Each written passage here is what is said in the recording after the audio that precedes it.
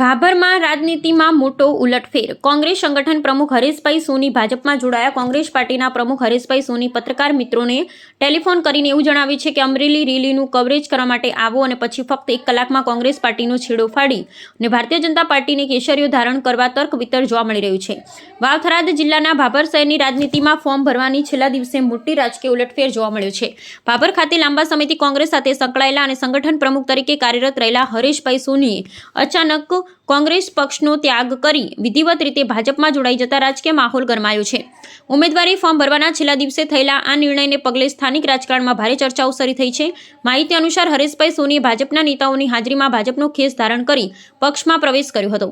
ભાજપના આગેવાનો દ્વારા તેમનું ભવ્ય સ્વાગત કરવામાં આવ્યું હતું। કોંગ્રેસના સંગઠનના મહત્વના પદ પર રહેલા આગેવાનના આ અચાનક પગલાને કારણે કોંગ્રેસ પક્ષમાં પણ હડકંપ મચી જવા પામ્યો છે।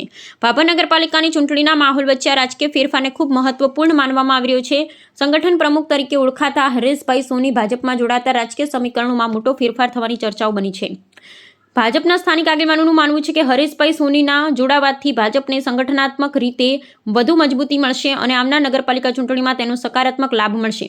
આ રીતે ઉમેદવારી ફોર્મ ભરવાના છેલ્લા દિવસે થયેલા રાજકીય પરિવર્તને ભાભરની રાજનીતિમાં ચકચાર મચાવી દીધો છે।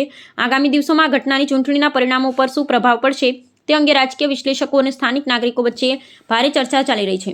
અત્રે ઉલ્લેખનીય છે કે સવારે 9 વાગે કોંગ્રેસના ઉમેદવાર ફોર્મ ભરવા માટે રેલીમાં જોડાવા માટે મીડિયા તેમજ શહેરીજનોને આમંત્રિત કરનારા અને કોંગ્રેસની રેલીનું પ્રસ્થાન કરાવનાર હરેશભાઈ સોની માત્ર ગણતરીના કલાકોમાં ભાજપમાં જોડાતા આશ્ચર્ય પામે તેવી વાત છે। અહેવાલ ગોપાલ કે પૂજારા, ભાભર, વાવ-થરાદ।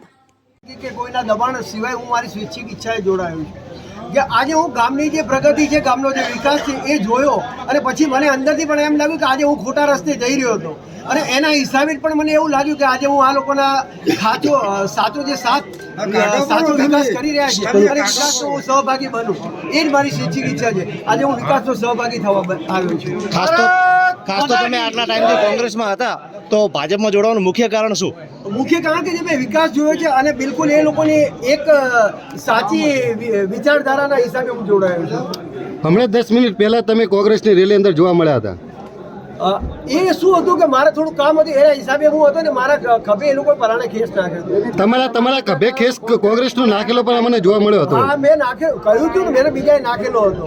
તમે મેસેજ કર્યો ને ફોનથી બી બોલાયા હતા પત્રકારોને કે કોંગ્રેસની રેલી પણ મારી પછી વિચારધારા બદલાઈ ગઈ કે હું આજે ખોટા રસ્તે જઈ રહ્યો છું, મારી પોતાની સ્વૈચ્છિક ઈચ્છા હતી। ઓકે, ભારત માતા કી જય। રોજ આપણે સ્થાનિક સ્વરાજ્યની ચૂંટણી નિમિત્તે ભાભર શહેરના ફોર્મ ભરવાના હતા, એ જ આજે ફોર્મ ભરવા માટે બધા કાર્યકરો આવ્યા હતા ખૂબ જ મોટી સંખ્યામાં। એ સમયે આજે ભાભર શહેરના કોંગ્રેસના કાર્યકર એવા હરેશભાઈ સોની આપણા ભારતીય જનતા પાર્ટીની વિચારધારા અને નરેન્દ્રભાઈ મોદી સાહેબના કામથી પ્રેરાઈને ભારતીય જનતા પાર્ટી ખૂબ જ સક્રિય કાર્યકર્તા છે। ભાભર શહેરમાં ખૂબ સારું કામ કરી રહ્યા છે। એમની વિચારધારાના હતી કોંગ્રેસની, એને છોડીને આપણી પાર્ટી સાથે આજે જોડાયા છે, એમને અમે સ્વૈચ્છિક રીતે જોડાયા છે। એમનું ભારતીય જનતા પાર્ટી ભાભર શહેર વતી ખૂબ ખૂબ હાર્દિક સ્વાગત કરું છું। અમે સાથે મળી અને શહેરના ખૂબ જ સારા વિકાસના કાર્યો થાય એના માટે પ્રયાસ કરીશું।